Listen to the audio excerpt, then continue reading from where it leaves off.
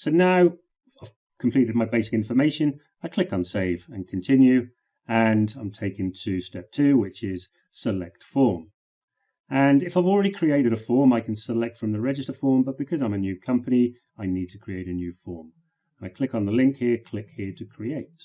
Then the Add Form dialog will show, and here we see I have to enter my unique ID, my name, description, and select whether this form will be active or inactive. So again, back to my planning sheet,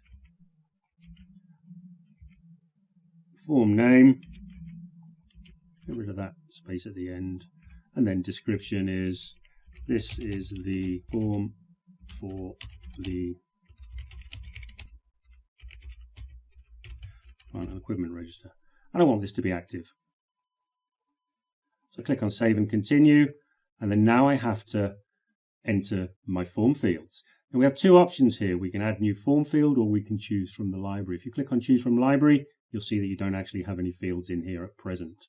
So we have to add a new form field. And again, we get new form, and then it's back to our Word document. So we have unique ID as text description. Then we have to select the field type. Now this one's text, and then we've had add the field name, description, enter, display on the main page, yes. And is the description a required field? I would advise that you select yes for something like this, but you don't have to. And then we click on submit, and then as you can see, the field is created. Now if that's the only one that we have to do, we just click on the submit button, and then that will be taken back to our form.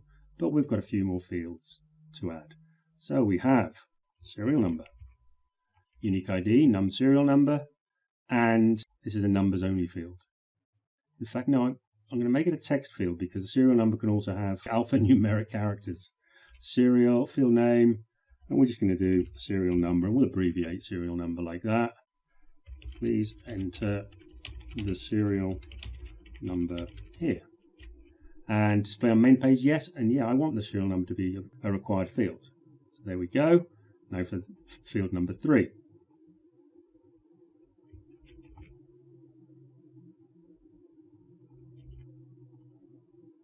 And this is a date calendar, and it's last maintenance date, and select the date the item was last maintained, display on main page, and again, yeah, this is a required field. Now you just carry this on until you've completed all of the fields. And there we go, that's all of my fields added. And then once that's done, I can click on the submit button. And as you can see, it's listed as such. Now, if you want to reorder the fields, then just click and drag on the hamburger like so, and then you can move it up and down as shown. So there we go, and just below the list of fields here, we can select the send an email to specific users when an item is added to this register. Now we're going to select that. Now we can select by roles or by users. Clicking on either one will display the drop-down list. And as you can see, I can select the roles or I can select the users within that role if I've got multiple employees. And I'm going to select all. And then if you've set up your email template, which we'll come onto in a later video, then you can select from the emails that you've created. But here's, as you can see, are the default emails. So I can select the email template. Then I can click on either save and close, which will save the form and close the Add New Register wizard, or I can click on save and continue to proceed to the next step. Or I can click on cancel, of course, to exit out of the sequence. Now I'm going to click on save and continue.